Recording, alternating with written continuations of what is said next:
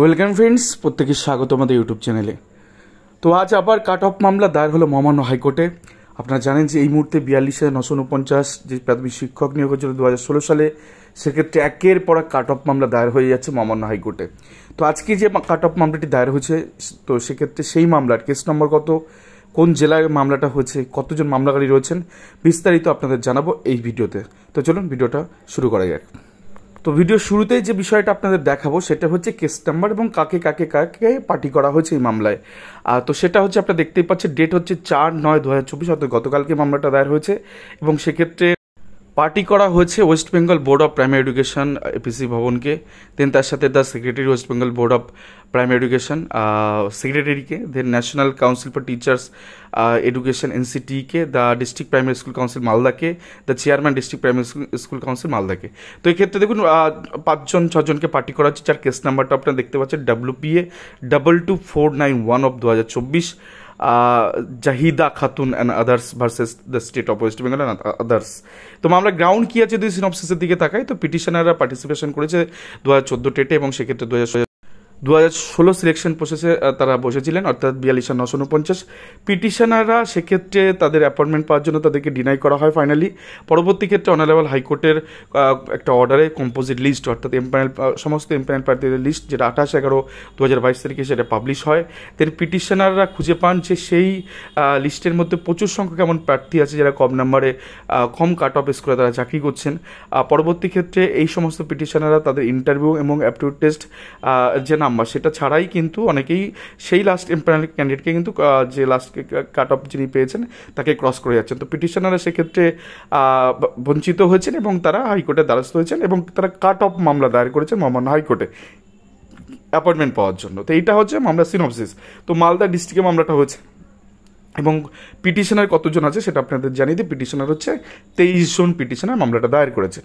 এবার আপনাদের দেখাবো একটা প্রেজেন্টেশন, যেখানে গিয়ে সেই মোহাম্মদ রাজু, বিখ্যাত সেই মোহাম্মদ রাজুকে কাট অফ দেখানো হয়েছে, যে জেনারেল কাট অফ হচ্ছে আপনার 10.252, এবং তারা একটা ট্যাবুলেশন চার্ট করেছে যেখানে গিয়ে দেখা যাচ্ছে without interview without aptitude test কারো নাম্বার 11.14, 10.424, 10.196, 12.41, 11.73, 10.818, মানে এরকম পরপর নাম্বারগুলো রয়েছে। তো অনেকের নাম্বারই এই কাট অফ নাম্বারের নিচে থাকলেও যদি 1-1-2 যোগ করা হয় তাহলে তারা সরাসরি কিন্তু ক্রস করাচ্ছেন। তো সেই মর্মে তারা মামলা করেছেন যে ইন্টারভিউ ছাড়াও অনেকের ক্ষেত্রে নাম্বার তারা কাট অফ ক্রস করেছেন, আবার অনেকেই তো সেক্ষেত্রে 1-1-2 ধরলে কিন্তু তারা বেরিয়ে যাবেন। তো এরকম একটা জায়গা থেকে মোহাম্মদ রাজুকে তারা সামনে রেখে বা তার প্রেজেন্টেশন ঠিক করে তারা মামলাটা দায়ের করেছেন মহামান্য হাইকোর্টে। এটা গতকাল হয়েছে। তো বুঝতেই পারছেন ডিপিএসসি মালদার ক্ষেত্রে এই ধরনের মামলা হলো, এর আগেও কিন্তু একাধিক জেলার ক্ষেত্রে মামলা হচ্ছে, যেমন জলপাইগুড়ি, দেন আপনার উত্তর দিনাজপুর এবং মুর্শিদাবাদের ক্ষেত্রে আমরা যেমন সিএবি হয়ে গেছে। তো এরকম মামলা, এই মামলাও কিন্তু তার পরবর্তীতে দায়ের হচ্ছে, মহামান্য হাইকোর্টে খুব দ্রুত উঠবে। কিন্তু মামলার ক্ষেত্রে যেটা গোটা রিটটা পড়ে যেটা বুঝলাম, কিছু কিছু জিনিসে একটু কমতি আছে। মানে ভালো পোক্ত রান্না করতে গেলে বা প্রাথমিক শিক্ষা পর্ষদের মতন একটা হিমালয় পর্বতের মতন চট্টানকে পার করতে গেলে আরও একটু গুছিয়ে মামলাটা করা প্রয়োজন ছিল বলে মনে করছি আমরা। তো সেক্ষেত্রে দেখুন ডকুমেন্ট এখানে যেগুলো আরও অ্যাড হতে পারতো, কয়েকটা ডকুমেন্ট তারা কয়েকটা অর্ডার দিয়েছে, কিন্তু সেই অর্ডারগুলো রিলেভেন্ট নয়। একটা অর্ডার রিলেভেন্ট, বাকি যে অর্ডারগুলো দিয়েছে সেখানে এই মামলার ক্ষেত্রে রিলেভেন্ট নয়।